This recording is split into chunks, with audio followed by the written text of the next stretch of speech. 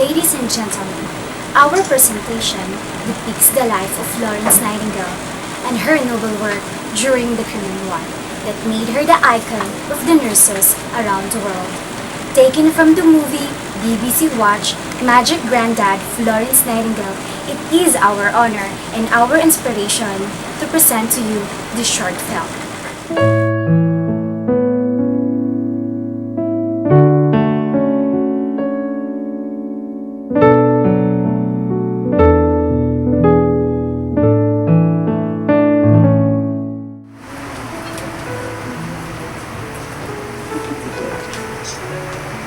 Good morning. Hello, young girl. You look been very much bruised. I got knocked off by my bike. Oh dear, nasty. She's lucky. She could have been worse. Can you do something for me? Can you slip this into your arm so that I could get your temperature? But I got to take my temperature taken. So that I could know that you don't have a fever. Because if you have a fever, it means there is an infection. An infection means that germs are living inside your body and make you very ill. And they like dirty places. That's why we keep hospitals so clean. Well, this girl hasn't got any infection. Is that mean I can go home? No, the doctor says you must stay another night so he can make sure your head's alright. Oh, I wish I was staying. I like hospitals. I'm going to be a nurse when I grow up. Are you? That's nice. I'll leave then. Be good and be well.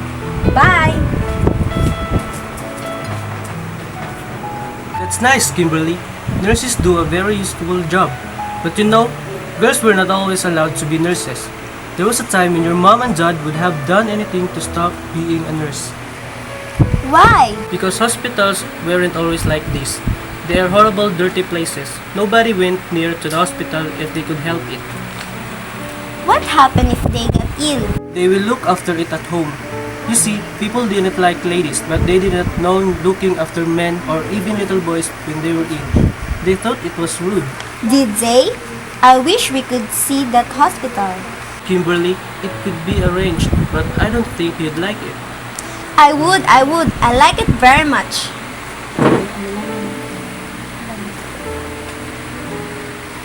Where are we going, Granddad? How many years ago? We're going back to 140 years to meet a very special lady who wanted to be a nurse so badly that her parents finally let her. What was her name? It's Florence Nightingale, but she was known as a lady with a lamp. Why? Just wait and see. But Florence Nightingale was an English lady, but we're not going to meet her in England. We're going to a place called Scutari, thousands of miles away, at a time when there was a war on. A real war? Yes, a real war. Now, we're going to a hospital where the British soldiers were brought when they were injured, and I tell you, when you've seen this, you'll be glad and come back here and spend all night in this ward. So, close your eyes and wish hard.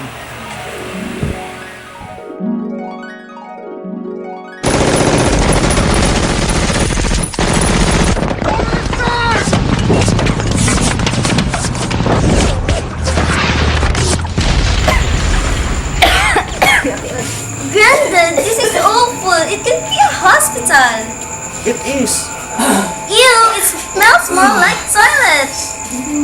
Because there are not enough people to clean the toilet and empty the chamber pots.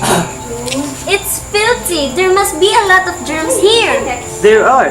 Most of the soldiers don't die from their wounds. They die from illness and infection. Granddad, look! There's a boy! There are few boys in the army as drummer boys.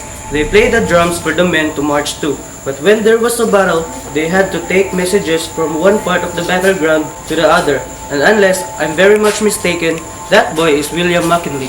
Billy, sir. My mates call me Billy. What happened to him? Can you talk to us, Billy? Tell us what happened. I don't really remember, sir. All I know is I was running through a lot of smoke, and then my mates carrying me here. And now, I've lost my leg. Lost your leg? A cannonball shattered it, sore above the knee. Did it hurt? What will you think? William? Oh, hello, miss. Miss Nightingale, it's an honor to meet you. Kimberly, this is Miss Nightingale. Oh, hello, Miss Nightingale. How do you do?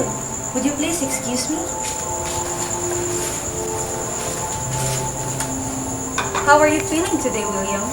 Not good, miss. I feel dizzy and these stumps are hot and throbbing. What does he mean about stumps, Granddad? He stumps the part of his leg that left after they cut the bad bit. Oh, you have a fever, William. That means his wounds are infected. How long it is when your bandages got changed?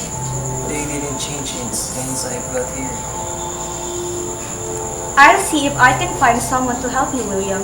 But why don't she do it herself? I thought she was a nurse. She can't do it herself. The doctors told her she mustn't. Here, try this soup, William. It will be of your strength. It's good, miss. I can eat the stuff they gave me. Do you want it? What is it? I don't know. Bones, I suspect. No thanks. It looks horrible, Granddad. You see, until Miss Nightingale has arrived, no one thinks of cooking for the people who are unwell. Miss Nightingale, may I have a word with you, please? Why? Certainly, Dr. Mrs. Take time with your soup, William, and I'll be back later. Miss Nightingale, I thought I have made it clear to you that I do not want ladies in the wards. But sir, I was not nursing nor bandaging, sir. I was merely giving men some soup. I think you do not understand me, Miss Nightingale. I do not want ladies in the wards. As you wish, sir. Wards such as this is not a place for ladies like you. Sir, before you leave, there is something else. Yes? The men had no clothes, no toothbrushes, no combs, no forks, no knives, and there are no bandages. There are no crutches, and there are no soap to wash the sheets. Miss Nightingale, everything is being taken care of.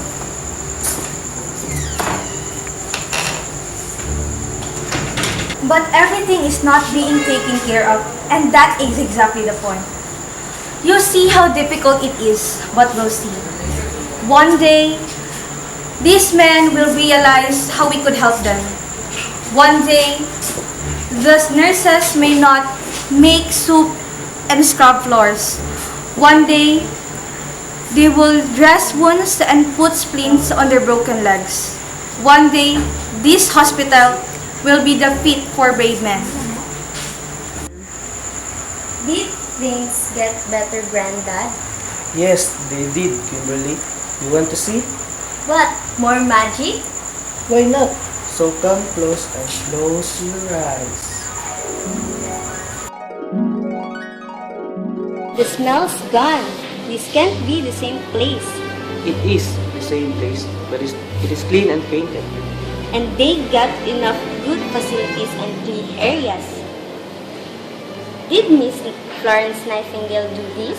Well, not on her own. She got other people to scrub the floors and painted the walls, but she was the person who made it happen. How did she do it? She wrote a lot of letters to people back home telling how awful it was.